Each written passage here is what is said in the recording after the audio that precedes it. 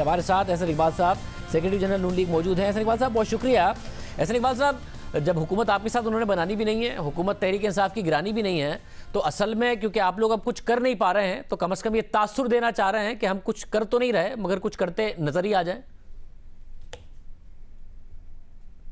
جی بہت شکریہ شاہزیب صاحب. آج ہمارا جو کراچی کا وزٹ ہے یہ اسی تنظیمی ہماری ایکٹیویٹیز کا تسلسل ہے جو ہم گرفتاری سے پہلے کر رہے تھے,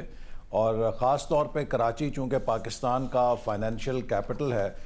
اس کے ساتھ ہماری بہت وابستگی ہے. 2013 میں یہ شہر جو ہے بھتہ خوری, ٹارگٹ کلنگ اور بوری بند لاشوں کی وجہ سے مفلوج تھا, اور ہم نے 5 سالوں میں امن لوٹایا, یہاں کی روشنیاں بحال کیں, 200 سے زیادہ کارخانے دوبارہ بحال ہوئے. تو ہمیں بہت دلچسپی, اور ہمارے دور میں پاکستان کی تاریخ میں بہت دیر بعد کسی فیڈرل گورنمنٹ نے کراچی کے اندر بڑے انفراسٹرکچر پروجیکٹس فنڈ کیے تھے, جس میں گرین لائن کا منصوبہ ہے, اسی طرح لیاری ایکسپریس وے کو مکمل کیا گیا, کراچی حیدرآباد موٹر وے کو مکمل کیا گیا. پھر ہم نے اس کے علاوہ جو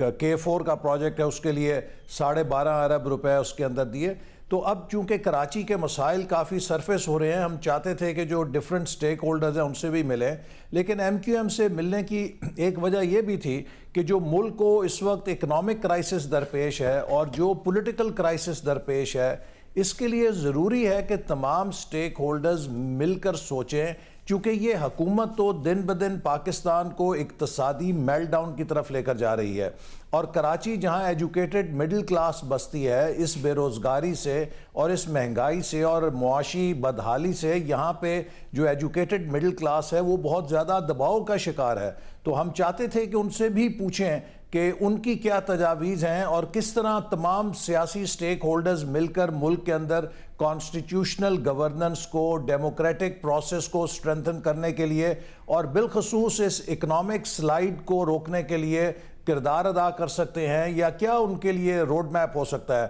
تو ہمیں کافی کامن گراؤنڈ ملی ہے ان کے ساتھ. انہوں نے ہمارے جو تحفظات تھے اس وقت معیشت کے, ان سے بالکل اتفاق کیا ہے, اور یہ طے ہوا ہے کہ دونوں جماعتیں ایک میکنزم بنائیں گی جن کے ساتھ وہ مل کر مستقبل میں جو براڈر نیشنل ایشوز ہیں ڈیموکریسی کے, اکانومی کے, ان کے لیے کوئی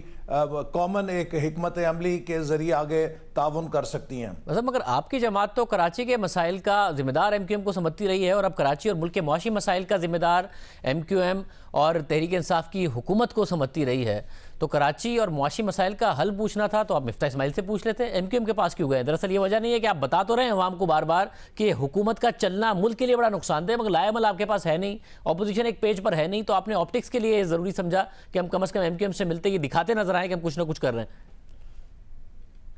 شاہزیب نہیں, دیکھیے ہمارا موقف یہ ہے کہ بلا شبہ ہم یہ کہتے ہیں کہ اس حکومت کی جو نقصان ہے اس سے بچنے کے لیے فوری عام انتخابات ہونے چاہیے, لیکن اس کے ساتھ ہماری یہ بھی کنسیڈرڈ اوپینین ہے کہ محض ایک الیکشن مسائل کا حل نہیں ہوگا. ہمارا جو گورننس کا ماڈل ہے پچھلے کئی اشروں کے اوپر محیط ہے, وہ یہ ثابت کر رہا ہے کہ یہ سلسلہ چل نہیں رہا. اگر ایک نئی حکومت بنانی ہے جس کو 1.5 سال بعد پھر سازشوں کا سامنا کرنا پڑے گا یا پھر وہ ختم ہو جائے گی, تو یہ بے یقینی تو اور ہمیں مسائل میں پھنسا دے گی. نئے الیکشن کے ساتھ ضروری ہے کہ ہم ایک نیا ری سیٹ کریں اس آئین کی عملداری کے اندر. اس آئین کی اسکیم کو نافذ کرنے کے لیے تمام سٹیک ہولڈرز مل کر اس بات پر اتفاق کریں کہ اگلے 10 سال کے لیے کیا ہماری پالیسیز ہوں گی, کیا ہمارا کوڈ آف کانڈکٹ ہوگا, جس کے اوپر سب اتفاق کریں گے, کوئی کسی کو ڈی سٹیبلائز نہیں کرے گا, اور پھر عوام جس کو مینڈیٹ دیں گے, جینوئن مینڈیٹ جو حقیقی مینڈیٹ ہوگا,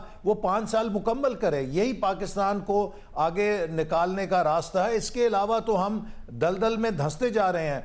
الیکشن ریفارمز الگ چیز ہے, نئے الیکشن دوسری چیز ہے. الیکشن ریفارمز کے لیے مان گئے, وہ نئے الیکشن کے لیے تو نہیں مانے. وہ آپ نے اس کی تو بات ہی نہیں کی نا ان سے, کیونکہ وہ کہہ رہے ہیں حکومت گرانے کے لیے ہماری کوئی بات نہیں ہوئی ہے. نہیں, بات کی ہے,